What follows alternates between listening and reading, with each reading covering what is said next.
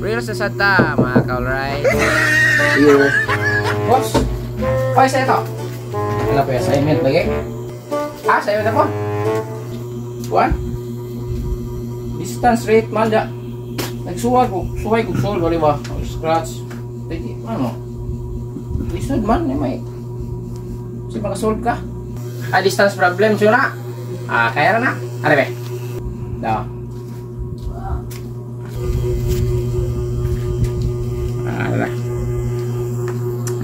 Ano na eh. Okay. So, distance rate problem. So, kung ano ba na linear equation? So, atong sabayan number 1. So, solution. Number 1. So, number 1. Karon, a car travels to 40 kilometers at a certain speed. If the speed increased by 20, the time travel is reduced by 1 hour. Find the speed. So, ang giingon ani, katong car travels to 240 kilometers. So, mura kita mo nig 240 kilometers kana. Mo nig 240 kilometers from A to B. So, 240 kilometers ni siya. Kilometers. Karon, ang nani siya certain speed. So, ang atong equation na for speed, distance kana rate of time.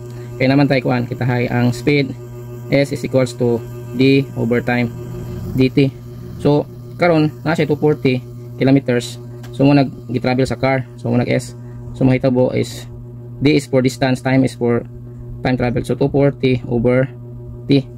So, mo na S. 240 over T.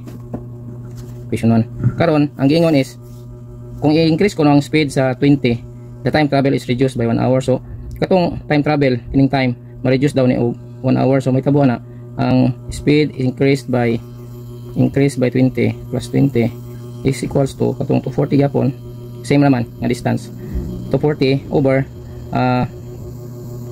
katong time minus 1, t minus 1.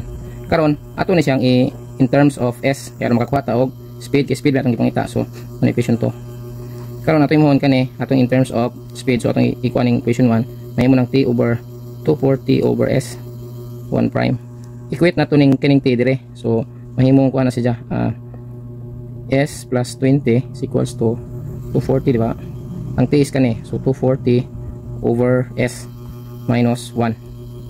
Karon imo ni siyang i-simplify. So mahimo ng s plus 20 is equals to 240. Yan, mahimo na siyang fraction yapon s 240 minus s.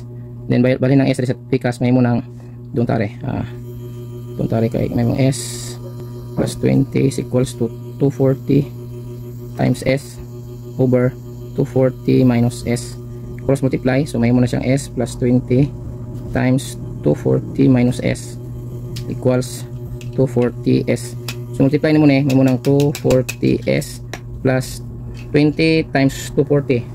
20 times 240 400, 4,800 ano siya no? 240s 4,800, then minus s squared, then minus 20s equals to 240s. So 240s sa kada side, so cancel na siya. So mahug ni sa quadratic equation. So at in terms of positive tanan, so may mo na s squared plus 20s minus 4,800 is equals to 0. So kani quadratic equation quadratic equation. Since naman tayo kalkyo, ato na siya ang ikalkyo para makaspas na. So palaban tayo kalkyo basta mga quadratic equation kay pero na tayo separate topic kaning quadratic equation para makasolve ani kay karon magud na sa linear equation man ta. So kung gawas lang quadratic ang magawas ani. So munang mag-quadratic ta palaban sa kalkyo ron. So 3 1 20 then minus 4,800. So magawas is s is equals to 60. May sa negativity. So ato i-check. So dire s is 60. So may tabuan na ang dire sa equation 1 day na to. So 60 is equals to 240 minus t. So t is equals to 240 divided by 60. 240 divided by 60 is 4 hours. Karon 4 atong i-check dire kung 4 bagyod 4 ang time. So dire kini equation 2. So kung 60 at equation 2, kung 60 ang s, so 60 plus 20 is equals to 240 t minus 1. Kung 60 kay ang t kay 4 man, so 80 equals to 240 over 4 minus 1. 240 over 3. 240 over 3 is 80. So sakto nga itong answer, 60. So 60 ang s.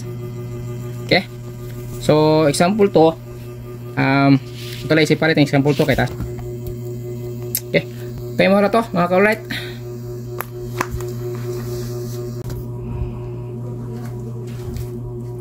Nga ni di ay quadratic equation din eh. Sige.